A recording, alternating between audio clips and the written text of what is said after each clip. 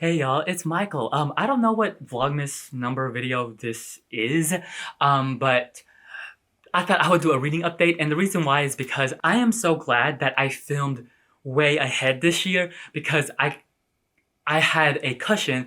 In case you haven't seen the other videos, the other Vlogmas videos, which you should, obviously, duh. I had gout, but now it's feeling so much better.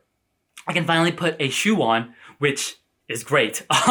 Thank God. But I am moving a little bit slower because I don't want to scrape it against my shoe too much. So I am moving slower, but I am able to walk fine now. Even my coworkers were like, "Oh yeah, you look like you're getting better," and I was like, "Yes, I know. Thank God." I am still getting a little bit like tired because I have to shift the way I walk a little bit, and so like my feet in general is not used to that, and I just knew it just wasn't gonna work. I was trying to lift a dryer, and in case you're wondering, dryers, they're not heavy, okay? Even the front facing, even the front loaders, they're not heavy. And it felt weird because I'm right-handed, but the way I catch dryer using the dolly, I use my left feet in general, but since that's where my gout is, I had to use the right foot, and I was like, oh, this feels really different. So it's a little bit of a learning curve, and I was like, okay, sure, fine. But I'm feeling so much better now, like so much better, thank God. Also, these presents aren't that high. I thought this would give a really nice aesthetic because I have to show off my sister's wrapping things. But for this video, I thought I would give y'all an update on the things that I am reading. So that's what I thought I would do. Kind of have to do this fast because the battery on this is dying. In case you haven't seen, go check out my TBR video so that way you can see the books that I'm referring to. So the first book that I talk about that I said I was going to listen to was Walhalla by Nikki May. I am on chapter 8. How far along am I? So I'm 27% in right now. I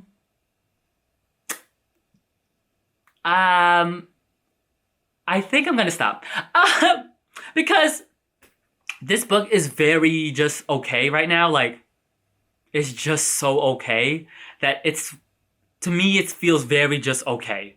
And I just don't want to read just an okay book.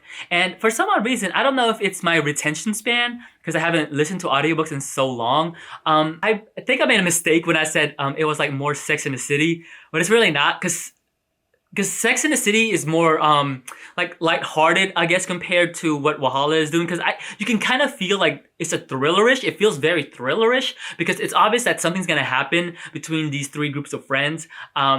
Because there's a new person that's infiltrating the group essentially, and it's obvious that without giving too much away, I guess, even though I'm not finished with it, that some man, like somebody, is gonna refer back to the beginning, like of what the prologue was about. So yeah, and the writing is just like okay, like nothing is standing out to me even as I'm listening to it. My hair doing.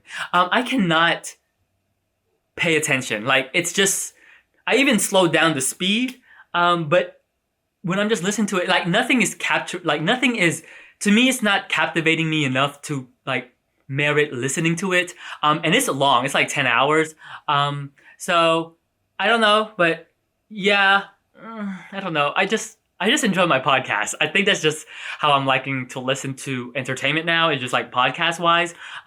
But yeah, I think I might not continue with this. Yes, 27% in. Okay, so the next one is the digital book.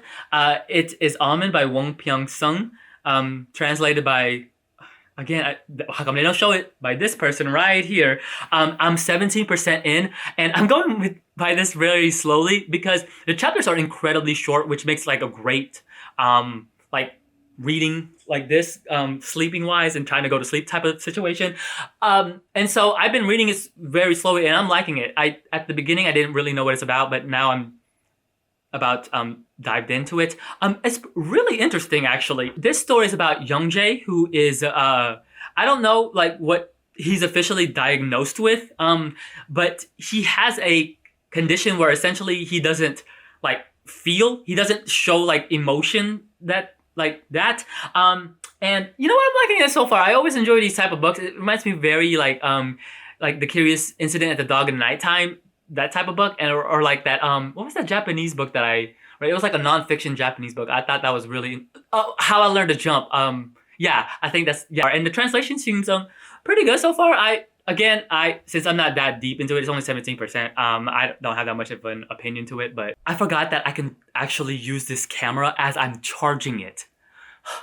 Technology. Anyway, all right, the next books are from that New York Times article that I was referring to. I was able to snatch up 2 of the books. The first one is The Candy House by Jennifer Egan, this one right here. And then this other one, The Furrows by Namwali Serpell. I think I'm gonna start with this one because why not? All right, the next 2 books are the books that I have from my personal library. The first one, update on the Poisonwood Bible by Barbara Kingsolver. I haven't started on this. Yeah, there's that.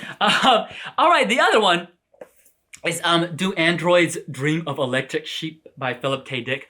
I am over halfway through with this, and this is actually really interesting, as in a like thoughtful way, if that makes any sense. Thematic wise, and what it brings to the table is like so much more interesting than everything else around it. So this is essentially what Blade Runner is based upon, and I can definitely see the differences in the book, especially one huge main point that without giving too much away, that the movie implies versus this one. Yeah, it's in the future in 2021 where humans basically move because of something that happened on Earth. And so we follow our main character, Decker, and he is basically like an android hunter. He's finding androids who are personating humans. And it basically goes from there.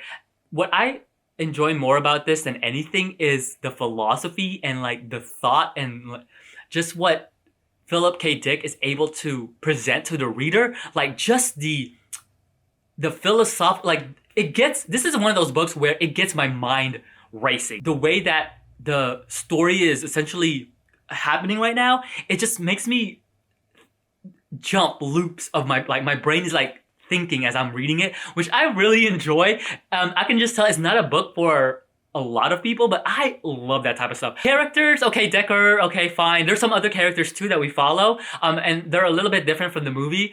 And it's really interesting, like the world that is being built. I really like that too.